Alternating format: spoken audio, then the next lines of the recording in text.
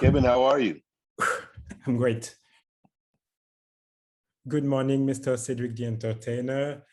Thanks for making some time for us today. First question, how are you doing? All is well, man. How are you doing, man? Very good. You're doing a good job. I mean, you was warming up and you tried to, keep you cool. And I appreciate it, man. Everything is good, though. All is well. Okay, so you were used to travel around the country performing whether stand-up in large venue, filming TV or a film project, or even producing like your comedy and The Neighborhood, by the way, nice comedy. How did you manage this pandemic and lockdown periods? And secondly, what were you able to do or appreciate during that period of time? I mean, of course, being a stand-up comedian and, like you said, filming and doing movies and stuff all over the world, it was hard to shut down. I built most of my career traveling, and so that was hard. But it's also after doing something for 30 plus years, it was a blessing to be able to slow down, spend time with family, really just kind of be introspective, think about your life in a lot of different ways, and so. Uh, that was really what I did mostly. Just spent a lot of time with the wife and kids here. Watched a lot of movies and caught up on other people's TV shows and their great work that they were doing. But we did most of the things that people were doing on the Instagram and TikTok. Cooking and learning how to make new meals and going out shopping with the wife and going into the grocery store. I found out a lot of costs of almond milk is very expensive. I didn't know almond milk cost so much, but that was really the what I did for the most part during the pandemic. I was able to do.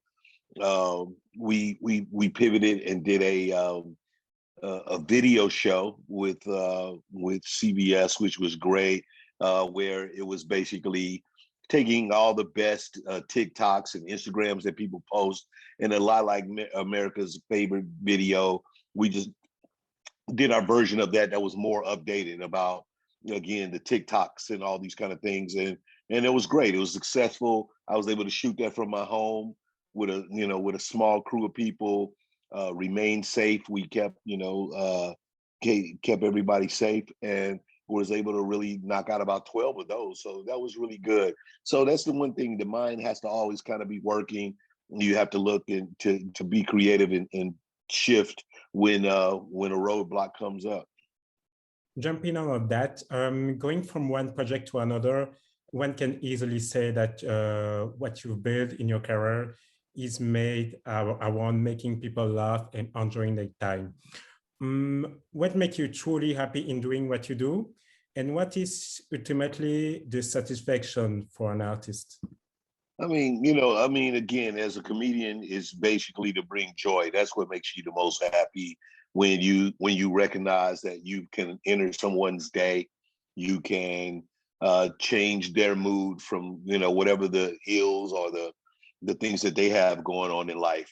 Job, family, friends, relationships, and you make them laugh. You make them forget about it and just have a good moment. That's ultimately what you want to do as a comedian. Now as an actor, I think the goal is to transform yourself and to a character that people see that character on screen. If you're playing a school teacher or a fireman, I don't want people to see Cedric. I want them to see that fireman, to see that lawyer, that doctor. And I think if you can, reach goals, that is, kind of the satisfaction of as an actor, because it's your job to deliver someone else's words and put that on screen. As a comedian, it's my own words, it's what I'm thinking and what I'm saying. But when you're acting, you're delivering what someone else has taken their time to write and try to voice and try to say. And so it's important for you to try to encompass that and see if you can, get that message across. in the public mind, and for those people who didn't have the chance to see you live because they weren't born or they didn't get the chance, you will always be presented through the stand-up comedy movie, the original King of Comedy. What aspect of comedy are you most passionate about? Uh, I mean, of course, the original Kings of Comedy is a great stand up, and for those who haven't seen it, go see it. All right, stream it, download it, get it. Check out the original Kings of Comedy. A lot of great comics on there, and of course, I had a great time. I think for me is to try to write something that it's all about the writing. It's all about making something that really brings a real laugh out of a person. And I always tell this story that one of the things when I first wanted to become a comedian, my mother, who was a school teacher, I went to college, I got my degree. I did, I worked in corporate America, and I did most of these things for her because she was a single parent that wanted to make sure her kids had something, solid in the world. And so, I had a job and I was doing all the right things, by my mother's standards. And I wanted to be a comedian. And I told her, I wanted to be a comedian. And I just remember one time telling her a joke that I wrote, and she laughed so hard that she went to the ground.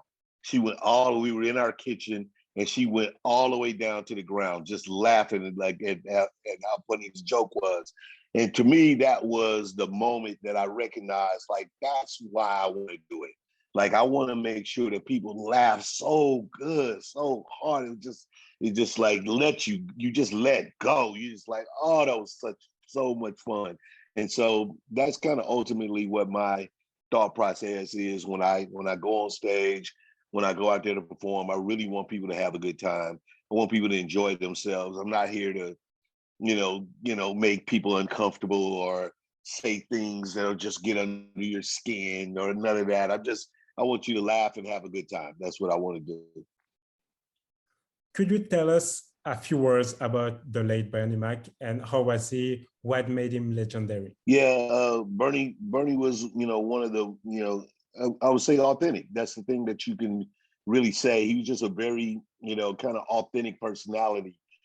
He's been like that, even before people saw him on screen. I had the pleasure of meeting him long before he became, famous like that. And he was that guy. He was always, the funniest in the room, the hardest one to follow. You never really wanted to follow him. That's for sure. Like, I'll go first. Yeah, I'll go first. Let Bernie go last. Like, but the key was that he was, he's a person that, he walked in his truth, walked in his light. He took it he took it as well as he gave it. So, if ever there was not something going his way, he was okay with that, you know what I'm saying? But uh, and he was able to show you what it was to be a man, what it was be a survivor, what it was be, a person that was, not afraid to do it his way. Like he didn't need a lot of people in his business, if you will. So that's what made Bernie great. The group seems to have been made up of some incredible motivational speaker, inspiring people. How often have you been told this? And if so, was it something that you felt was a crucial element to inspire others? Yeah, I think the one idea of really just wanting to perform and get up on stage and were happy. That was probably the first motivation. Of course, as you start to do it and you build a fan base, you recognize that you do inspire people. You do recognize that, the spirit of being a good guy, or the spirit of being someone who is exuding kindness and humor and love and style. Come on, man. Like, that's like, that's inspirational to people. And so therefore you try to step into that light. And that's one that, again, as individuals, we all learn to grow. We all learn to find that self-belief and know that in transferring that to the others, that you can build a great community of people, of like-minded people who are doing cool things. People are out here, contributing to in the world in a cool way because they're following your example. And that's what I like. That's the kind of, that's the kind of thing that I definitely encourage, and what I believe that I try to kind of give off in my imagery, in my attitude, in the way that I carry myself, is I want people to emulate that and be positive and be flowing and be cool and have swag and and be kind and make people laugh and all that. That's what Said the Entertainer is. That's what I want people to do that. The persona seems to be a key elements there. Um, Being a stand-up comics, television and film actor, director, musician, and so on, how do you manage to stay the same Cedric the Entertainer? I think that is, again, that is the spirit of, again, probably a combination of my Midwestern roots, kind of growing up in St. Louis, which is in the middle of the United States, very, very much blue collar in its attitude. Get up, go to work, handle your business, look out for your neighbors, take care of your kids, love your family, kind of, life, love church, keep it all like in the spirit of being, a good dude. And I think that when I kind of go to work, even with celebrity and stardom, I believe that that's important to treat everybody that's on that set with that kind of respect. So, from anybody who's there working, you realize that they got up today and they came to do a job. They came to represent their family and take care of their business. So it don't matter that I'm the star of the show and you do the catering. I don't really care. Like, I treat you with respect, because if you weren't doing this catering right now, I'd be hungry than a mug. So appreciate that. Thank you for the sandwich, bro. Like, how you doing? How your family doing? Blah blah blah. So I think that I try to keep that level of who I am about everything. So therefore, I don't really ever get too high or too down. Of course, everybody loves a great success, and you want something good to happen to you, and those days make you happy for sure. But because I know that life is full of ebbs and flows, I don't necessarily ever get too crazily happy or too crazily depressed or down on myself about nothing when things aren't going my way. I always know that the tides will change, and usually it starts with the attitude. Talking about attitude, what's your take on charisma? Because first of all, you have a lot of charisma, but what do you make about that? I mean, charisma is good. I think it's very appealing if you want to be, a TV star of any type or a movie star. I think that's very, very important to just kind of lock into what is your brand of charisma as people have it. But it's also very, very true that in anything, even if it's someone making a coffee at Starbucks, if they do it with a little swagger, or they write their name on there, or they do the foam on there, they make your coffee and they put the cup on a certain way. You like, okay, all right, I like that. So I think that's really, an idea of how you identify yourself. And sometimes, people have introverted personalities, but doesn't mean that they don't have charisma, because even inside being a person who keeps it quiet or keeps it chill, it's a way to do that, long as you allow your own light to shine to where people can see that and recognize that as that's a strength, and I can appreciate it. You were talking earlier about leaving a 9 to 5 job to begin your career. What do you think are the main ingredients to take into consideration when deciding to choose a career over a job? Well, I mean, the main thing is, having a desire to love what it is that you do. I mean, if you have a skill set that is one that is, best utilized inside a big corporation where it's a corporate environment there, and you're passionate about it, you love doing it, you love to get up and go there. then you can make a career choice. I think that's one where you decide, because in that space, if it's something you already love and you kind of care about, you'll also want to learn more and grow and become more knowledgeable about that space.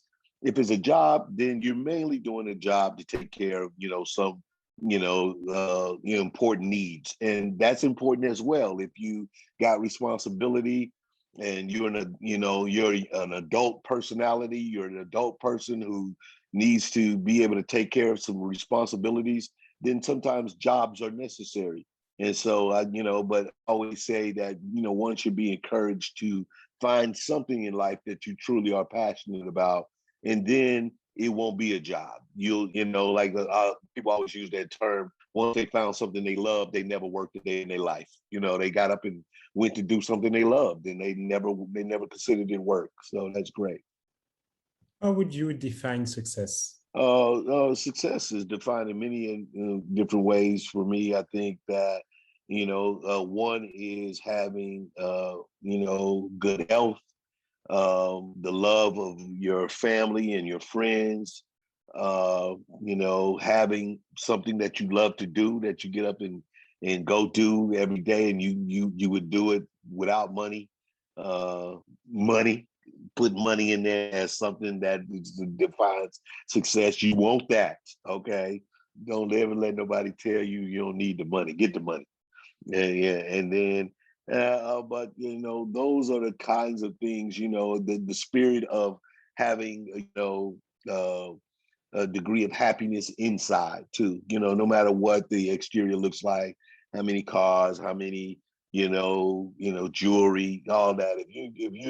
If you're happy on the inside, that was something I would consider as a success. Mental health is one of the least highlighted aspects of your sector of activity. What are the most difficult moments or experience for you or for an artist in general to manage? Mainly, it is the ideas that you have, to implement them. That it's, a lot of other people that can have control of getting those things across. It is a business. The idea of, the thing about being a stand-up is you start in a space to where you're pretty much in control of everything except for stage time. But once you get on the stage, then what you say and how you say it is all, kind of up to you. And then, the biggest frustration is, as you grow, is the idea of shaping the ideas that you have in your head with someone else's narrative, money, thought process, the things that they want to say, and how these kind of, they can become very frustrating and often lead people to leave the business, because it becomes a thing where it's all about success, or it's all about making money, and it's never about the creativity, and it's never about bringing about beautiful, wonderful idea. If it's not making money, then we just gonna let that go, and so that's frustrating. What aspect of your business do you find most difficult to communicate? Probably again the most difficult to communicate is the idea of trying to and I would say this is very, very, in a way, even more particular for African Americans here in the United States, is to have our ideas and the things that we believe easily transferred to the business, to where we can get them made exactly the way we see them in our heads. Everything is filtered by the bigger companies with the bigger distributions and all the people that's going to put you on. And in most of these, they want to have an opinion, and therefore, that can change how you, ultimately, do your idea in the first place. What's behind the expression "working your crafts" in comedy? That expression is again taking passion about what it is that you really do and caring about it. You have to work your craft. You can't, I always tell this to my kids, you know what I'm saying? You can't just turn on the switch no matter how long you've been doing it. The term is just like riding a bike, that kind of thing. Those things can make you fall off your bike if you don't treat that bike with respect. So that's what that mainly is talking about, is working your craft, is treating what it is that you do with respect, going in there, giving it some thought process, caring about it, making sure that you don't take it for granted. What do you feel you are passing on to younger generation in general by doing what you do? I mean, for the most part, I feel like that I'm sharing a light.